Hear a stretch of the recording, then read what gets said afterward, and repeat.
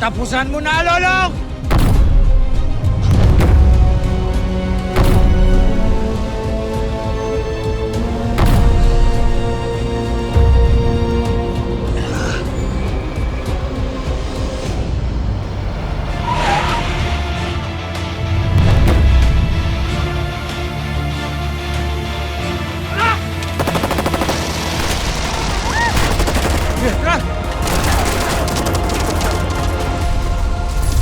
Hindi ka pwede mamatay, anak! Si Julio. Buhay siya. Anak! Hindi ka pwedeng mamatay!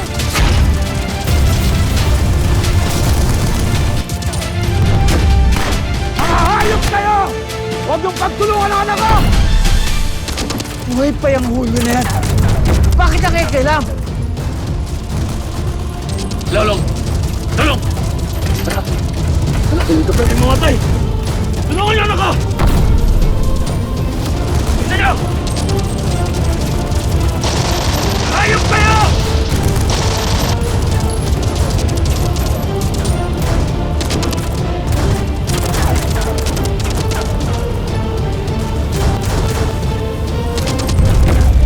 Hindi pwedeng makawala si Lolong Emilio!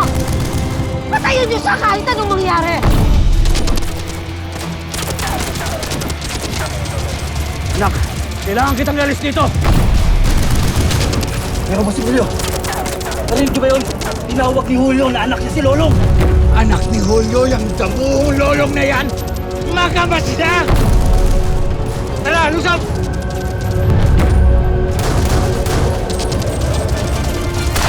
Tara na! Tara!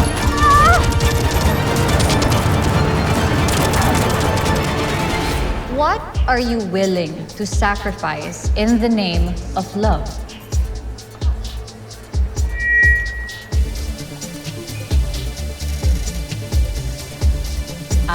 Sige ha, ulitin ko, candidate number 2. Tatagalugin ko, tsaka babagalan ko para mas maintindihan mo, no? Okay, sige. Ano ang iyong isasakripisyo para sa pag-ibig?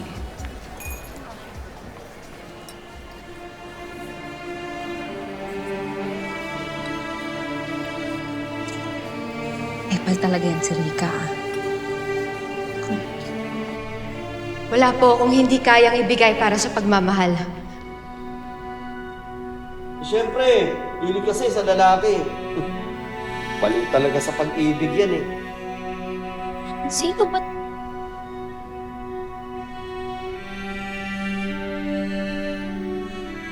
At ang pinakamamahal ko, ang pamilya ko. Lalong-lalo na ang tatay ko. Kahit na napakahirap mamuhay dito sa Maynila. Kahit na nakakapagod, napakalungkot. Kahit na pinagchichismisan ho ako dito. Kahit na sabihan nila akong malandi. At napakasakit na marinig na isa akong kabit. Lahat ng chismis, tinitiis ko para lang makapagpadala ng pera sa tatay ko sa probinsya.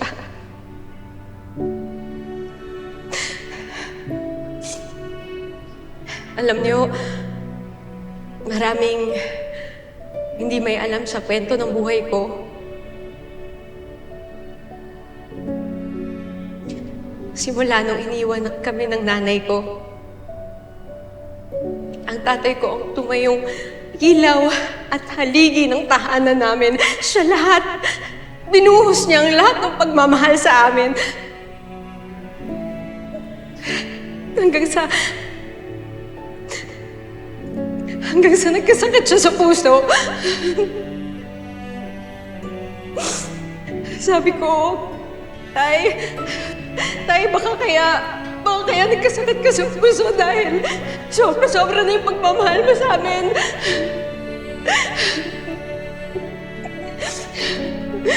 Sabi ko, Tay, baka kailangan magtira ka para sa sarili mo.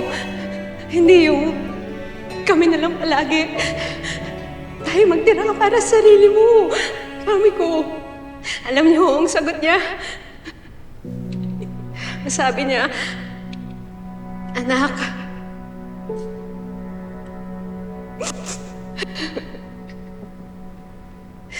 bakit pa ako magmamahal kung hindi ko ibibigay lahat?" Kaya ang sagot ko po sa tanong na kung ano ang kaya kong ibigay para sa taong mahal ko, ang sagot ko po doon, lalong-lalo na para sa tatay ko, ang sagot ko po doon ay lahat. Lahat kaya kong ibigay. Salamat po.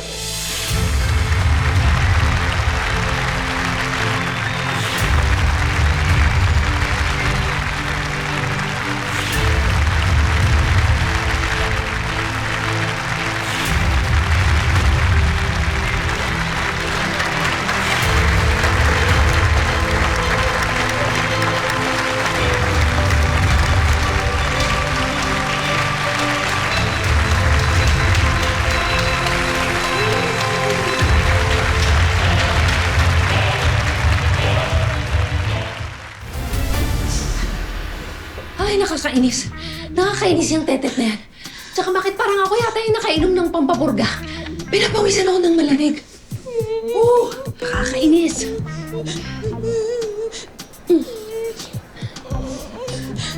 Uy, ano ba ginagawa mo dyan? Bakit ka umiiyak? Halika nga dito.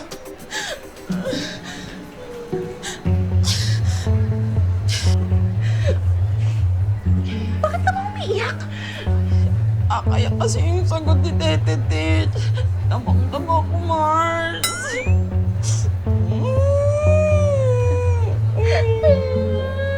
Talaga namang lumuluha ka pa, ano? Isa ka pang buwisit ka eh. Ito naman, ang sakit. Sakit yung sagot. Ito naman si Rika. Halika dito.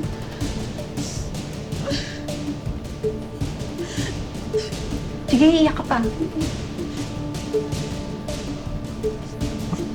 Pati, ano ba nangyayari sa'yo? Hinahanap ka na sa stage. Alam ko. Humihilab nga kasi yung tiyan ko. Ang sakit eh. Tapos ang ganda pa ng sagot ng tetet na yan. Parang kagabi pa lang alam na niya yung itatanong sa kanya. Alam mo, hindi ko alam. Hindi ko alam, ha? Pero, ka na mag-alala. Sure win ka naman na dito, Mari. Ako ka ba? Tsaka, wala nang bearing yan. Yung Q&A na yan, wala na yan. Tsaka, Mari, kompletos Ricardo's na tong cooking show na to. Expert ako dyan. Pero, syempre, ang lagay ba? Bigyan mo na nga. Mamaya mo na ituloy ang iyak mo.